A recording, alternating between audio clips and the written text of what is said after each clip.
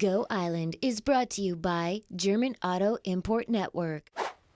Raised by committee by Qualicum Beach author Carolyn Haynes has received a book appreciation award from a group in Wisconsin. It's also on the recommended reading list for Little Warriors. We're going to talk about the important and sensitive topic of this book with the author today on Go.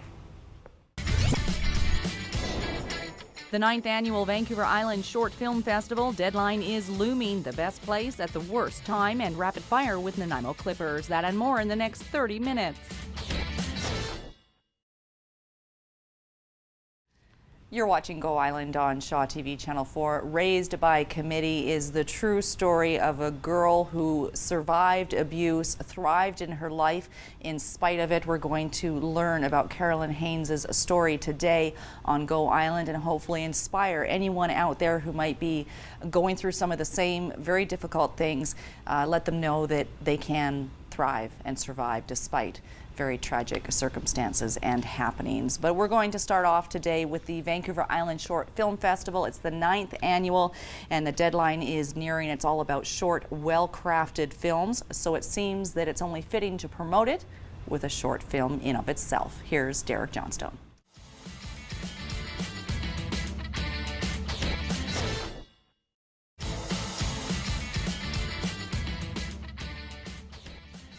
You're watching Go Island on Shaw TV Channel 4. Raised by Committee by Carolyn Haynes is the story of a young girl who survives abuse and abandonment and neglect, and it's an endearing story. The character quickly becomes very close to your heart. I feel like I know this girl. I care for this girl. I just want this girl to get a break in life, and this girl is Carolyn Haynes.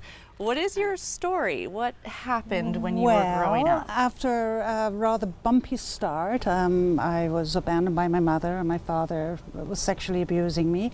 And pretty gruesome start, but then I was taken by the police to a children's home. I was made a ward of the courts.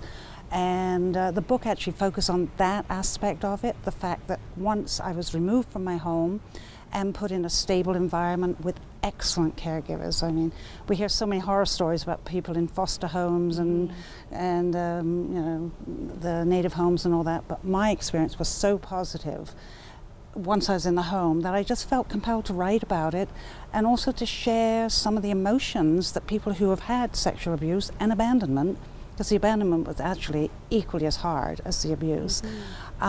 Just to let people have a sense of what young girls or young boys are going through when they're faced with this, so that, you know, you see that teenager on the street acting out and like a delinquent or something, walk them out in their shoes. Ask yourself, why are they being that way, you know? Because it's quite a challenge when the people that you should trust in your life just aren't there for you. I read one part in the book how you kept going back and forth between being angry with your mother for not helping you out of this situation and not being able to take care of you, to just really wanting her and needing her. Yeah. And then in the mix also were some siblings and a younger sister. So there was the separation and loss of family, right, all going on at the same time. Yeah, yeah. It was, for myself, I almost feel it was the best thing that ever happened to me, being removed. But for my sibling, my brother, my sister, like, their life was just going along, and suddenly we were all thrown into the children's home. We were all made ward of the court. So it was challenging for me, but it was like the silver lining in a cloud, whereas for them, I'm sure it was highly confusing. Yeah. I felt so sorry for especially Jane. I mean, your younger sister was 3-4 years old. Yes. How do you move from being angry with your mother or your father into a place of forgiveness that I would imagine is crucial for your healing? I would say a whole lot of counselling, a whole lot of counselling, and I've maintained a connection with the church over the years, but mostly the counselling. Qualicum, they have family resources. It was called Sexual Abuse Survivors, Adult Survivors of Sexual Abuse. That group was instrumental in getting me to come to terms with it and to be able to look someone in the eye and say, yes, this happened to me, but I'm not a bad person because of it, you know. And you just learn some really good coping skills. And forgiveness everyone is on their own journey in this life. You know, my parents, for whatever reason, did what they did, and I don't condone it, but I don't hate them anymore. I've moved beyond that anger now to acceptance that they had their own challenges. They really did. Carolyn, thank you for being so brave in sharing. We'll come back and talk more about Carolyn Haynes's book, Raised by Committee, later on this edition of Go Island. It's time now for a short break. Still ahead today on Go Island, the Vancouver Island Lodge, a haven for those fighting cancer, rapid fire with the Nanaimo Clippers, and a road trip to the Great Bear Rainforest. That and more still to come today on Go. My name is Melanie Igard, and I'm a pet lover. Did you know ferrets are better if bought in pairs of 2 because they're an extremely sociable animal, live 6 to 9 years, and love the water.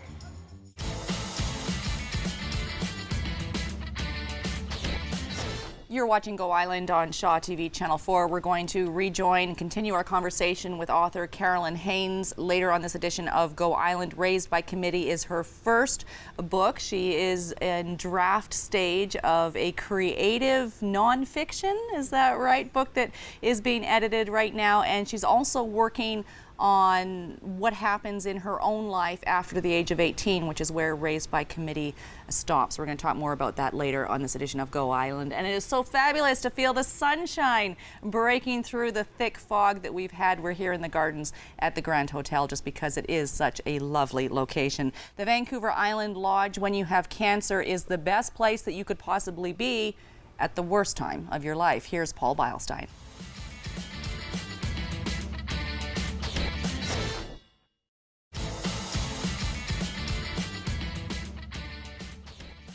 Shaw is once again partnering with the Canadian Cancer Society in what we're calling the Lights of Hope campaign. It started last year. The goal is to raise $25,000 by selling individual lights that will then be lit up on the building, the Shaw building at 861 Cloverdale Avenue in Victoria. The kickoff to that campaign is November the 1st, and we'll be giving you updates in the coming weeks right here on Go Island. Today we are in conversation with author Carolyn Haynes. She, to put it bluntly, was sexually abused as a child. And one of the things that people assume is that that happens to children in bad families.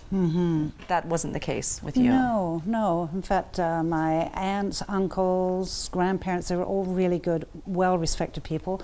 My parents were musicians. My father had a Glenn Miller-style band, so they were sort of celebrities in the area. And actually, so that made it harder because everyone said, "Oh, aren't you lucky to have such great parents?" And I would just smile and roll my eyes. So I feel for people who are in the higher echelons, whatever. Not that we were higher echelon, but they have an even harder time of putting the story out there. You know, just the shame and humiliation. I had it too. In fact, I used to say to people, I went to boarding school. I would never admit that I was in a children's home. Oh, no, I went to boarding school. And so I created this sort of fantasy life to shield myself from the reality of my true existence, as it were. And right up until into my 50s, and I started coming to terms with, okay, let's become real. You know, let's stop living a lie, which I felt I'd been doing pretty well all my life, you know. I thought, well, no, it wasn't a children's home, it wasn't boarding school, it was a children's home. And I started taking pride in that, actually, to think, okay, that was then, this is now, and I didn't let it slow me down, you know. I lived a lie or a fantasy, but it got me here, it got me where I am today. And you've done very well. I've done very well. I've had a great life. Okay. Yeah, I really have. I've been blessed. Wow, I feel like we are just getting started. I will get in trouble back in the studio if I go much longer, but these are times when I wish that we had a whole half hour with nothing but conversations with people who have come through so much, are so resilient, and have so much to share and teach and inspires others with, and I think Carolyn is one of those people. We're going to throw things over to another guy who's got a lot to offer. It's Dan Marshall with the Rapid Fire Nanaimo Clippers edition.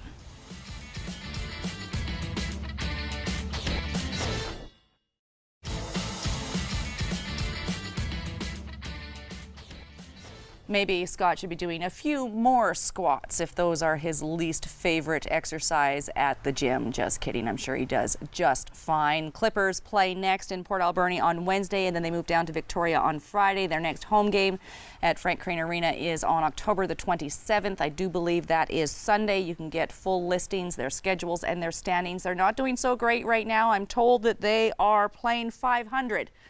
I'm just saying the words. Todd Jones knows what that means. It means they could be doing better. To check out details on their standings, NanaimoClippers.com. We'll be back with more here on Go Island after a very short break.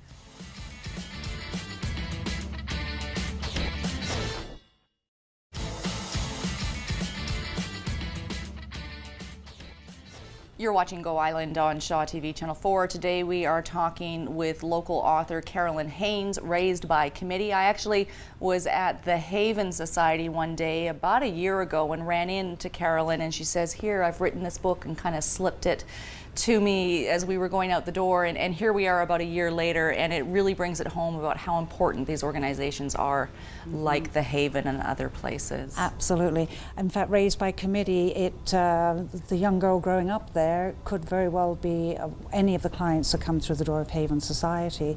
And Anne from Haven have been one of the best supporters. They put the book on their recommended reading list. And there's another organization called Little Warriors. They are dedicated to raising awareness of childhood sexual abuse so that people can understand the impact that it has on its victims. They've put this book on their recommended reading list too. And from that followed out invitations to speak. I've been to various women's centers across Canada, as far away as Winnipeg, Grand Forks, and all over the island, several places here. So getting the word out is important. Not all groups want to hear the message, unfortunately, but I get a lot of requests to speak, and people like to hear what the book's about because a shocking number of people have similar experiences.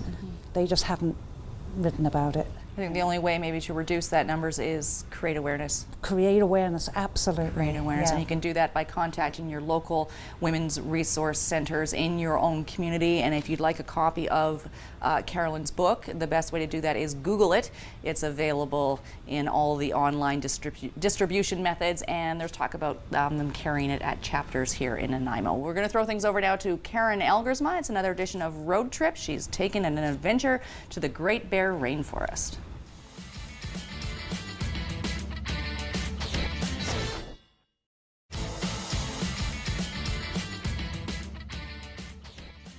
A trip that is still on my bucket list for sure, the Great Bear Rainforest. That brings us to the end of this edition of Go Island, Raised by Committee. A good read, not an easy read, perhaps an inspiring read, the resiliency of the human spirit. Thanks for watching this edition of Go Island. We'll see you next time. Go Island is brought to you by German Auto Import Network. Clothing supplied by Catwalk Fashions. Kate's Hair and Aesthetics provided by Maffeo Salon.